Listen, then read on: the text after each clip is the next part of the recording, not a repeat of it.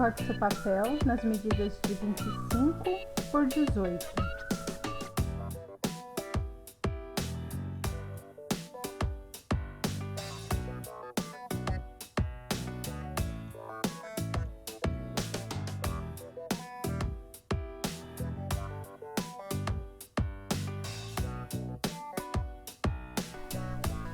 Faça marcações de 5 centímetros em cada canto da folha.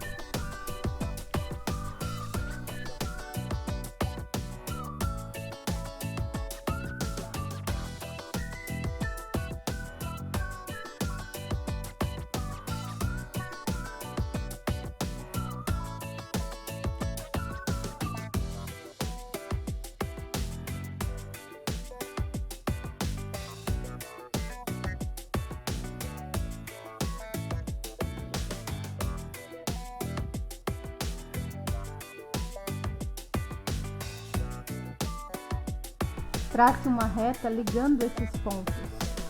Ficará um corte em diagonal.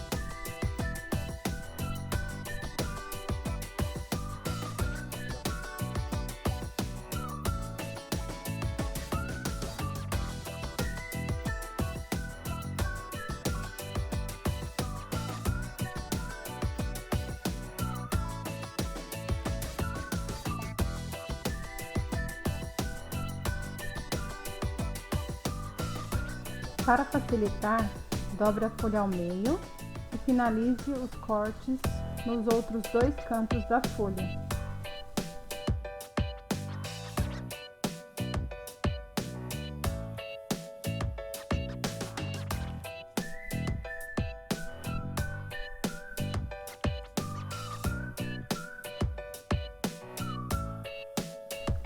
Faça mais uma dobra ligando os pontos da folha .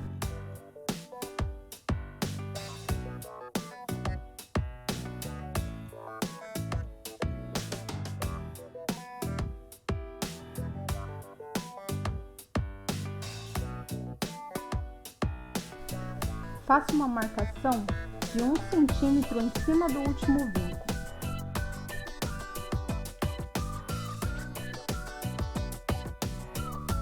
Ligue os pontos de maneira arredondada conforme eu mostro na imagem.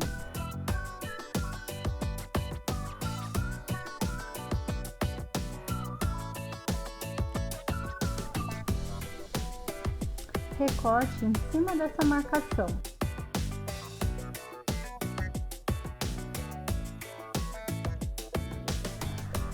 O molde ficará assim. Se você gostou da dica, se inscreve no canal e deixe o seu like.